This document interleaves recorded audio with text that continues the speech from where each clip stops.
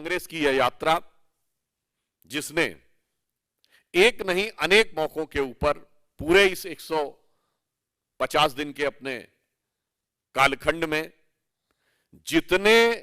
नफरत और घृणा के बयान थे, जितने नफरत और घृणा के प्रतीक लोग थे, उन सबको साथ में रखकर और पुनः एक बार स्मरण कराया कि जब एक भारत श्रेष्ठ भारत बन रहा है तो वो सारी की सारी प्रवृत्तियां जो कि भारत को समय समय के ऊपर बांटने में,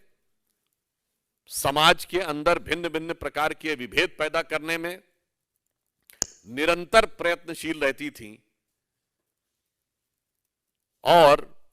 जिसका इस यात्रा का जो मूल उद्देश्य था कांग्रेस का, वो भारतीय जनता पार्टी या श्री नरेंद्र मोदी जी के विराट व्यक्तित्व से कोई संबंध नहीं था। उन्हें विपक्ष के रूप में अपनी जो हैसियत समाप्त हो रही थी और विपक्ष के कई नेताओं के मन में जो महत्वाकांक्षाएं उठने लगी थी, चाहे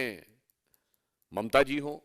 चाहे नीतीश कुमार जी हो, चाहे केजरीवाल जी हो, केसीआर जी हो या शरद पवार जी हो, उन सबको हैसियत दिखानी थी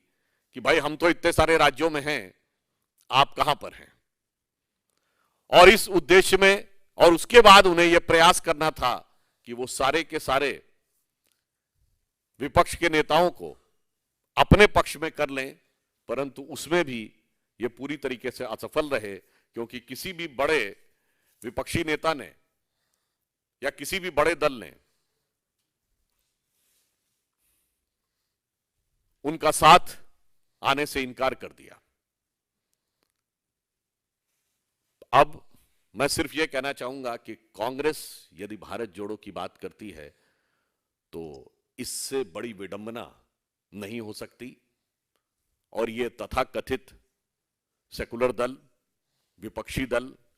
इनकी पूरी नीति क्या रही, कांग्रेस और उनकी जितनी ऑफशूट पार्टियां हैं,